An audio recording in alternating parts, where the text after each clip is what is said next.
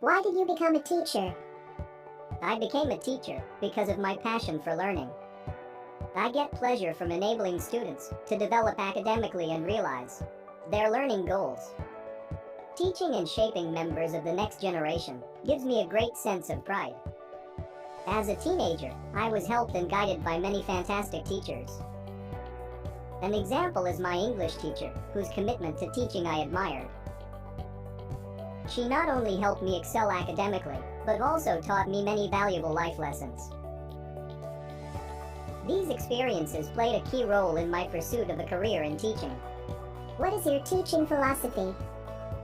My philosophy as a teacher is to give knowledge with a practical approach. If the children understand what is the use or significance of what they are learning, they will retain it better. Also, I prefer to engage students with the lessons instead of a one-ended flow of lessons, which has its own advantages in many cases. Using multimedia is also preferred by me since it raises engagement in the classroom and helps everyone interact better. What can you bring to our school that makes you unique? I love science and exploring the natural world beyond the borders of the classroom. For that reason, I started an after-school explorers club at my last school. We would go on nature hikes, visit museums, and invite local scientists and biologists to come speak to us about what they're working on in their research. The response was overwhelming. And I have students who still come up to me years later and tell me how much they loved our club and how it helped inspire them to pursue careers in the science. I would be very interested in continuing the legacy of the Explorers Club here. What is your educational background? I completed a BSc and B.Ed integrated course from Imperial College, Chennai in 2016. I studied a range of science stream subjects there, with a focus on chemistry, in which I graduated with distinction. How would you handle a student you found difficult to teach? For me, the first step would be to pull them aside and talk about the issue privately. My main questions would get at the root cause of the student's behavior. Once I know that, I try to work with them to come up with a solution.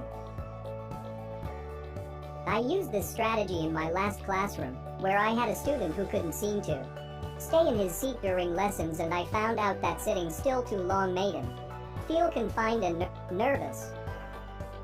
We talked about how his behavior affected the rest of the class. And we agreed that, when he was feeling really anxious, he could raise his hand and I'd let him take a lap around the classroom. But only when it was appropriate.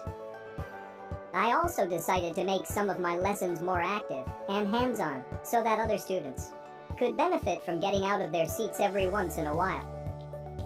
How do you motivate students? Positive reinforcement is super important to keep a student motivated.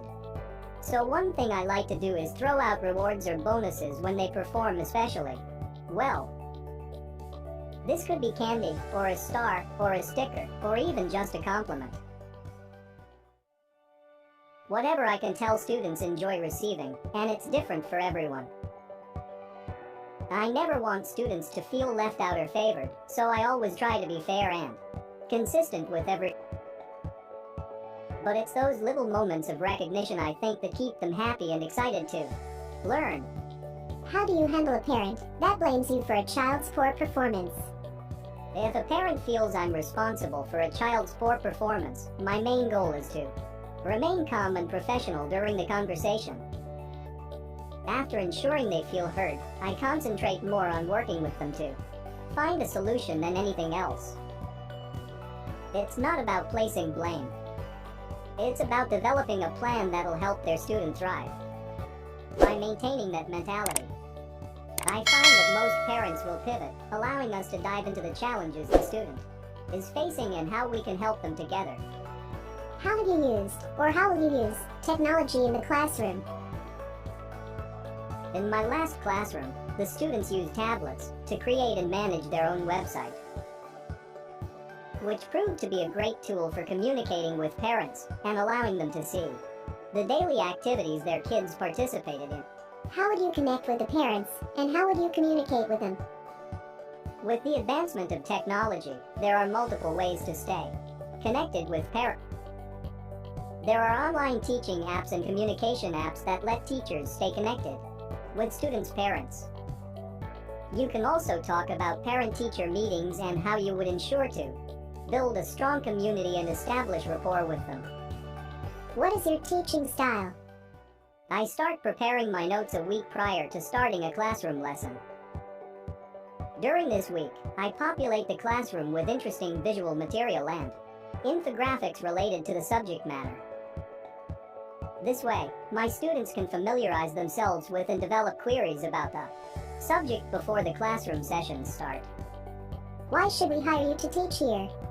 I'm well aware of your new technology initiative. We were tasked with the same challenge at my last school. Thanks to my strong tech background, I was able to add online quizzes easily. The students loved them, and they cut administrative processing by 25%.